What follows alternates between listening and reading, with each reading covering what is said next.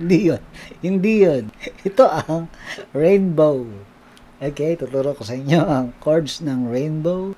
South border, pero ito yung version ni Arthur Neri. Huwag na natin patagalin, are. Okay, let's start. So, intro, katipa, ang napakinggan ko sa gitarista ni Arthur, ang ginawa niya, E, and then, A minor 7 ang naririnig ko eh.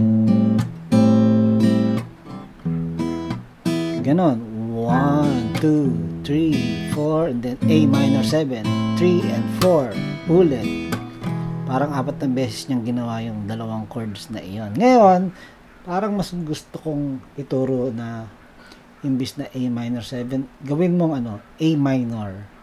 Actually, E augmented to eh. So, A minor ito, di ba? Ngayon, pag ginawa mong E augmented or C augmented, ganyan mangyayari. Pero mukhang okay na kung A minor lang. Pero patunugin mo ang 6th string, yung E, para mas magtunog E ang dating niya. Parang A minor E. So, ang una ay E, and then A minor. Gets? Mas masarap pakinggan, di ba? 1, 2, 3, and 4, and 1, 2, 3, and 4. Okay?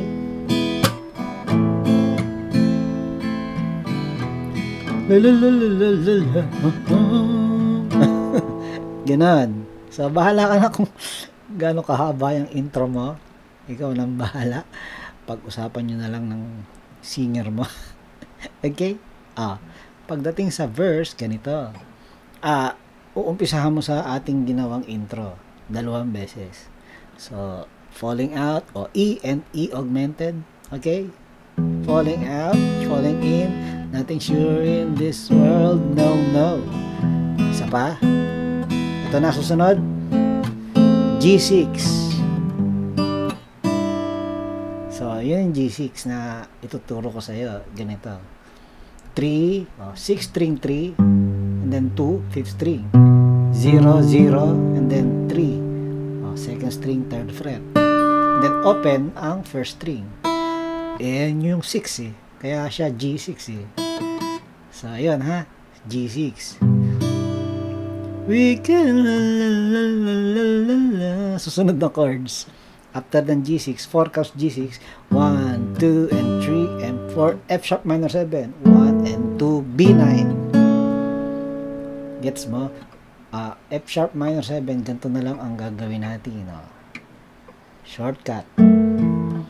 Puro 2nd fret yan. Ginawa mo sa 6th string, nilagay mo sa 4th string, nilagay mo sa 3rd string. Okay? Okay? Saglit lang yan. 1 and 2, tas lipat ka agad. B9. Paano ba ang B9? Actually, ang B9, ganito. X, 6 string X, huwag gagalawin. And then 2, 1, and then 4, 2. Mula 3rd string. Pero, pwede na siguro ganito. X, 2, 1, 2, 2. X, 2, 1, 2, 2. So, walang ipit. Hindi ko ginawa ito. Okay? Pwede na siguro yan. Narinig ko nga. Kahit tumunog tong 1st string, okay lang eh. Okay? Bahala ka na. Or, another or, no? Mag B7 ka na lang, diba? Pwede rin naman. Okay? Either B9 or B7. Okay? So, marami kang pwedeng option sa B. So, again, ang verse, E, 1, 2, 3, and 4. E augmented, sorry. Another E. E augmented. Then new G. And then F sharp minor 7, B9, E. Ito yung parang intro. Okay? And then another verse. Anong ang lyrics? Say goodbye, say hello. Okay? Or friend.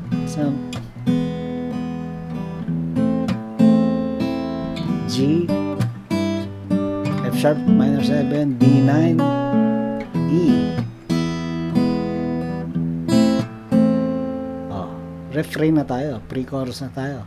But oh, can't you see? Okay, ito 4 counts ng 4 counts.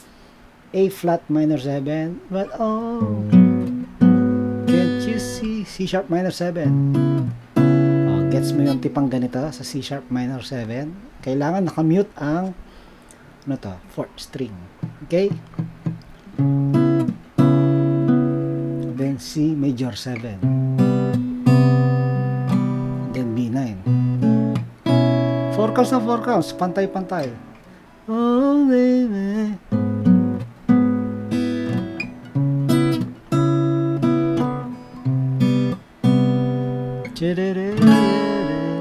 Okay. La, la, la, la, la. Ang chorus, E.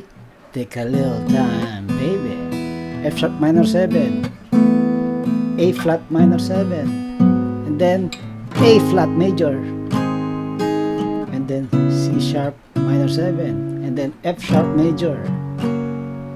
And then there's ano? This is such a wonderful place to be. Ito ay sunod-sunod na A flat minor 7, F sharp minor 7, B9. Gets mo? A flat minor 7, F sharp minor 7, B9. Even if there is pain na. So lagi mong papraktisin nyo yung sunod-sunod na yun. 1 and 2, 1 and 2 and 3, 1 and 2, B9. Gets mo?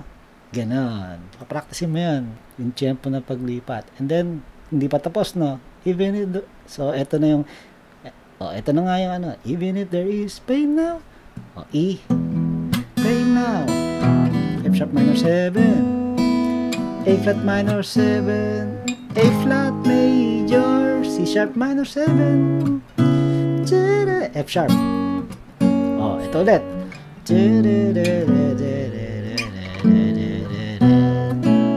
And then, interlude. Okay? Another, ano na to? Verse. Ganon din ang gagawin. Hitting high, hitting low, and then, ganon ulit. 'Cause can't you see? Okay? And then, another chorus. And then, mababago na, and then, sa gitna, ay bridge. Life's full of challenges. Ano, ang chords. Ito ay A flat, ang unang-unang mangyari.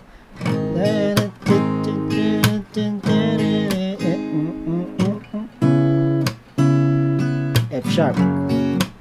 Ulit.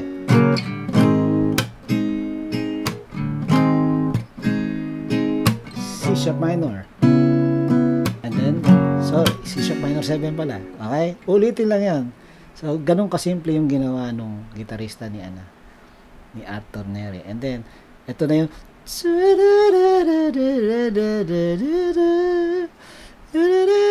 so, paano yan? A flat minor 7, F sharp minor 7. Tapos, pag ulit, A flat minor 7, and then G minor 7. Ngayon, sa G minor 7, kasi itong itinuturo kong A flat minor 7, okay lang na open yung baba. Sa G minor 7, hindi dapat tumutunog yung open na iyan sa baba. Okay? Or, kumpletuhin mo, ganito. Sa G minor 7. Okay? Keep in mind yan, ha?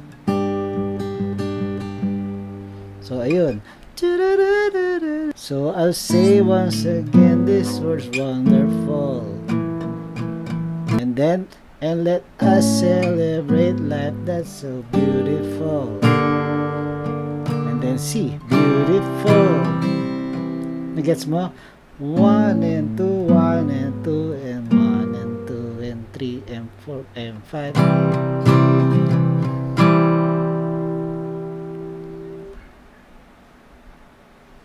One and two, one and two, and 1 and 2, and 3, and 4, and 5. C.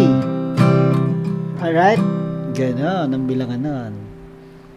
And then, tumaas na ang chords. Take a little time, baby. F. G minor 7. A A minor 7, A major, and then D minor 7, G, and then B flat, A minor 7, G minor 7, C. Ulit. Diba?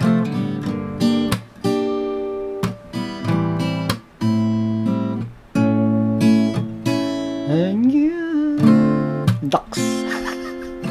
G.